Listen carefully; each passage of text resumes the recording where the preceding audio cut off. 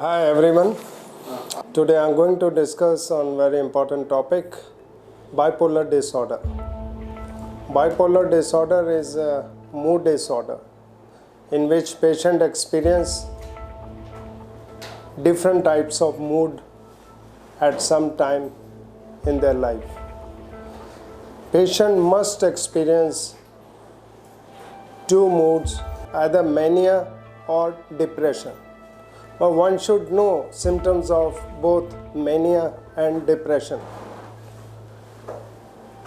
Symptoms of depression one should know: sadness of mood, loss of interest in pleasurable activities, feeling fatigue without doing work, lack of confidence, lack of concentration, bleak and pessimistic views of future, disturbed sleep, diminished appetite, feeling of guilt, ideas or acts of self-harm और suicide ideation. सो ये depression के लक्षण हैं, हर किसी को पता होने चाहिए। मन उदास रहता है, किसी काम में रुचि दिलचस्पी नहीं रहती, खुशी नहीं महसूस करता, बगैर काम किए मरीज अपने आप को थका हुआ महसूस करता है, उसकी भूख नींद बिगड़ जाती है, उसका कॉन्फिडेंस लेवल कम हो जाता है, कंसंट्रेशन लेवल कम हो जाता है, उससे छोटी छोटी बातों पे वो अपने आप को दोषी मानने लग जाता है और ज़िंदगी बेकार सी लगने लग जाती है। उससे लगता है कि ज़िंदगी बेकार हो गई है, इससे मर जाना अच्छा है। Sometimes they have ideas of worthlessness और सुसाइडल आइडिएशंस ऑल्सो। अगर किसी भी व्यक्ति को इस तरह के लक्षण पिछले 2 हफ्ते से हो रहे हैं तो उसको हम डिप्रेशन डायग्नोज करते हैं। और डिप्रेशन के अलावा दूसरा जो मूड डिसऑर्डर अगर पेशेंट अपनी लाइफ में एक्सपीरियंस करता है, जिसको हम मैनिया कहते हैं। अब मैनिया के लक्षण पहचानना बहुत ज़रूरी है। मैनिया में पेशेंट ओवर टॉकेटिव हो जाता है, ओवर एक्टिविटी हो जाती है, सेल्फ एग्जैजरेटेड इम्पोर्टेंस हो जाती है, फ्लाइट ऑफ आइडियाज़ हो जाते हैं, डिस्ट्रैक्टिबिलिटी हो जाती है, elation is accompanied by increase energy, over excitement हो जाती है, ओवर फैमिलियरिटी हो जाती है, ओवर सोशलिटी हो जाती है, यानी कि आर्गुमेंटेटिव बिहेवियर हो जाता है। अगर ये लक्षण कम से कम 1 हफ्ते तक पेशेंट को होने चाहिए, तभी हम उसको मैनिया डायग्नोज करते हैं। सो मैनिया में पेशेंट बहुत ज़्यादा बोलने लग जाता है, ओवर एक्टिविटी हो जाती है, उसमें एनर्जी बढ़ जाती है, बड़ी बड़ी अपने को हैसियत से बड़ी बातें करने लग जाता है और कई बारी जिससे नहीं भी जानता उससे भी यारी दोस्ती निकालता है, पैसे ज़्यादा खर्च करने लग जाता है, ओवर स्पेंडिंग हो जाती है, डिस्ट्रैक्टिबिलिटी हो जाती है।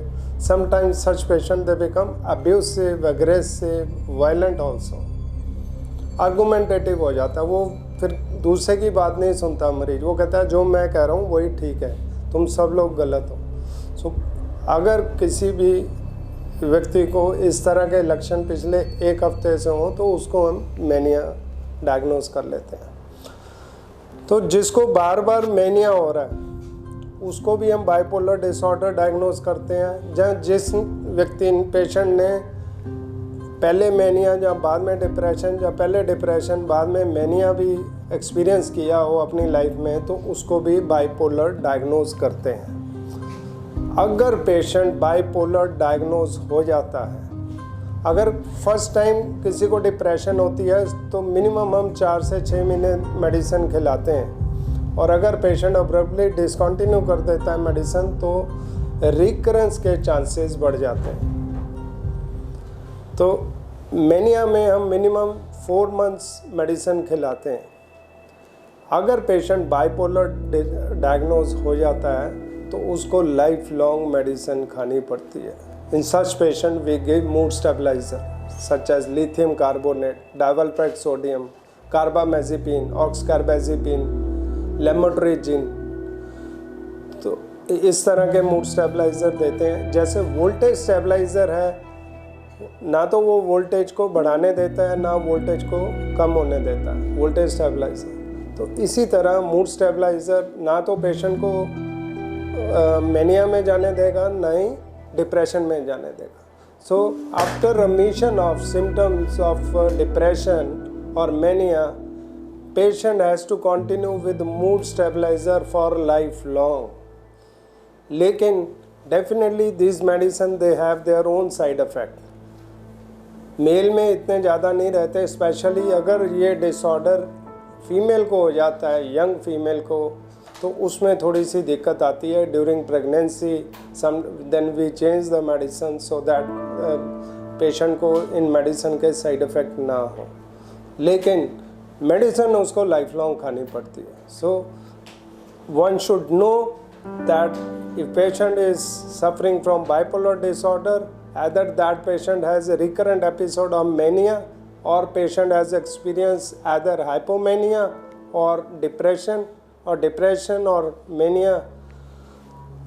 एक रैपिड साइक्लिंग डिसऑर्डर होता है जिसमें पेशेंट के एक साल में 4 बारी मूड स्विंग्स होते हैं. या तो उसको मेनिया 2 बारी हुआ, या 3 बार हुआ, या 4 बार हुआ, या उसको डिप्रेशन या मेनिया बार बार होता गया. यानी कि 4 बारी अगर वो एक साल में उसको ये डिप्रेशन या मैनिक एपिसोड हो रहे हैं तो that is called rapid cycling disorder. ये हेरिडिटरी भी रहता है. 5 to 10% केसेस में हेरिडिटरी भी रहता है ये डिसऑर्डर.